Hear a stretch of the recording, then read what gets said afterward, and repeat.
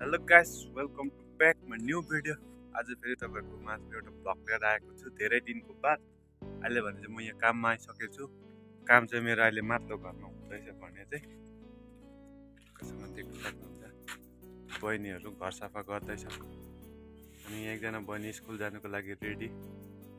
अनि यो चाहिँ म बेड बनाउँदैछु, चाहिँ बक्स बेड हो।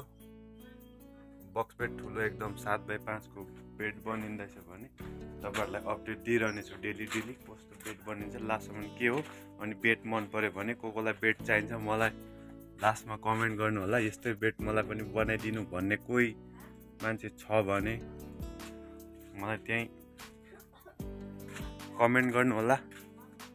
अनि चाहिँ हाम्रो माम चाहिँ यहाँ हल्दी उयो गर्नु हुँदैछ, सुकाउनु भएको ल घाम लागेको बेला हल्दी काट्दै सुकाउनु हुँदैछ। माम चाहिँ अहिले हाम्रो माम चाहिँ 86 वर्षहरू पुग्यो होला र भए पनि एकछिन बस्नु मान्दैन। कतिको चाहिँ फुर्ती छ भन्ने कुरा चाहिँ देख्न सक्नुहुन्छ। 1-2 दिन ओछ्यानमा सुत्यो भने 4-5 दिन बारीमा काममा हुन्छ।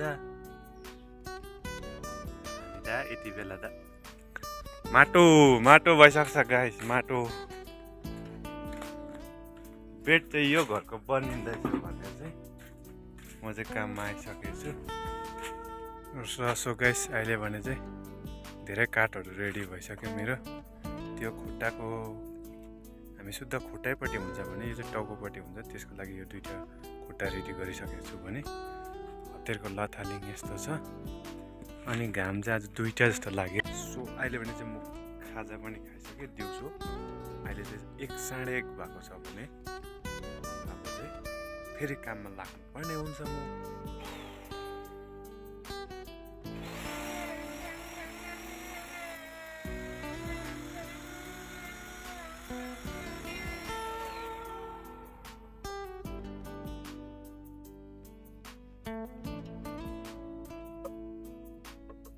त्यो नयाँ बटरीको अनबक्सिङ मैले अस्ति ल्याइराखेको थिएँ, निकालेकै थिएन, चलाएको पनि छैन।